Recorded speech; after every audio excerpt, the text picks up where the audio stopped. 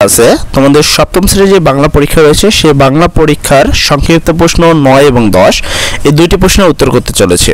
এছাড়া বাংলা পরীক্ষার বাকি সকল প্রশ্ন যেমন রচনামূলক প্রশ্ন, জ্ঞানমূলক প্রশ্ন অথবা সৃজনশীল প্রশ্ন, এই সকল প্রশ্নের উত্তর যারা খুঁজছো তারা চলে যাও এই ভিডিওর ডেসক্রিপশনে। সেখানে গেলে তোমরা একটা প্লেলিস্টের লিঙ্ক পাবা।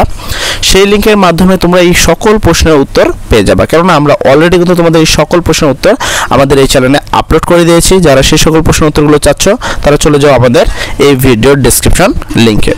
তো আমরা 9 নম্বর এবং 10 নম্বর প্রশ্নে শুরু করার আগে ছোট্ট একটি কথা বলে দিই, এই প্রত্যেকটি প্রশ্নের জন্য কিন্তু 2 মার্ক করে রয়েছে।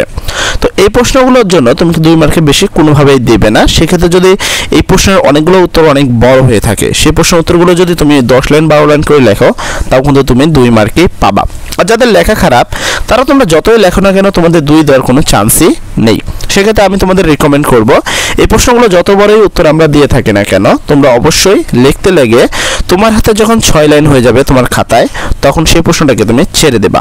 কারণ এই 2 মার্কের জন্য 5 থেকে 6 লাইন লিখলে যথেষ্ট পরিমাণ লেখা হয়ে যায় এবং সেখানে 2 মার্ক দিয়ে দিবে তোমাকে। তো চলো আমরা অনেকটা বুঝিয়ে দিয়েছি, অনেক ব্যাচ আমরা ভেড়াপেচাল পেরে ফেলেছি, এবার আমরা প্রশ্নের উত্তরগুলো দেখে নিই।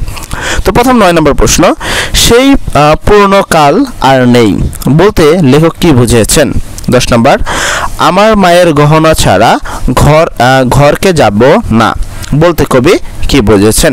এই 9 নম্বর এবং 10 নম্বর এই দুটি প্রশ্নের উত্তর আমরা দেখে নেই। চলো প্রশ্ন দুটির উত্তর দেখে নেওয়া যাক। তোমাদের প্রথম প্রশ্নটি ছিল হলো সেই পুরনো কাল আর নেই বলতে লেখক কি বুঝিয়েছেন? সেক্ষেত্রে উত্তরে তোমরা লিখতে পারো প্রশ্নোক্ত মন্তব্যটি আনিসুজ্জামানের কত কাল ধরে রচনার অংশবিশেষ। এই রচনায় তিনি প্রাচীন যুগের মানুষের জীবনযাত্রার পরিচয় তুলে ধরেছেন। লেখক প্রাচীন বাংলার হাজার বছরের ইতিহাসের সার সংক্ষেপ তুলে ধরে প্রাচীন মানুষের পারস্পরিক সুসম্পর্ক ও সৌহার্দ্যের বিষয়গুলোকে তুলে ধরেছেন। এক্ষেত্রে তিনি প্রাসাদের বা প্রজাদের দুঃখ দৈনিকের অবস্থাও তুলে ধরেছেন। সেই পূর্ণকাল বলতে লেখক প্রাচীন বাংলার মানুষের একের অপরের সাথে মিলেমিশে কাজ করার সময়ের কথা বুঝিয়েছেন, যা এখন আর দেখা যায় না বললে লেখক মনে করেন। সমাজে রাজা আসার ফলে মানুষের এই পরিবর্তন লক্ষ্য করা যায়। তো এই হলো তোমাদের সেই পুরনো কাল আর নেই বলতে প্রশ্নের সঠিক উত্তর, যেখানে মোটামুটি অনেকটাই বড় মনে হচ্ছে। তোমরা চাইলে এখান থেকে একটু ছোট করেও লিখতে পারো। আর যারা এখন পর্যন্ত ভিডিওতে বহাল রয়েছে তারা অবশ্যই চ্যানেলটিকে সাবস্ক্রাইব করে দিবা এবং ভিডিওতে একটি লাইক করে দাও। এবং চলো পরবর্তী প্রশ্নের উত্তরটিও আমরা দেখে নেই।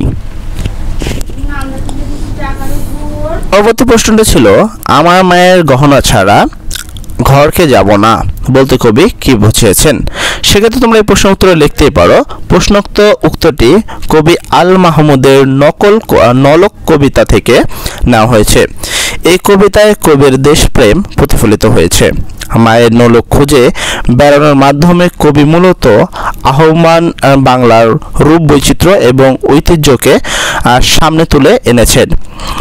কবি মায়ের গহনা মূলত বাংলার মূল্যবান ঐতিহ্যের প্রতীক, যা খুঁজতে গিয়ে কবি ক্লান্ত, আর শেষ পর্যন্ত কবি এই গয়না না নিয়ে ঘরে ফিরবেন না বলে পণ করেছেন। এই হলো তোমাদের পরবর্তী প্রশ্নের 9 এবং 10 নম্বর এই দুটি প্রশ্নের সঠিক উত্তর। আশা করি প্রশ্ন দুটি তোমরা বুঝতে পেরেছো।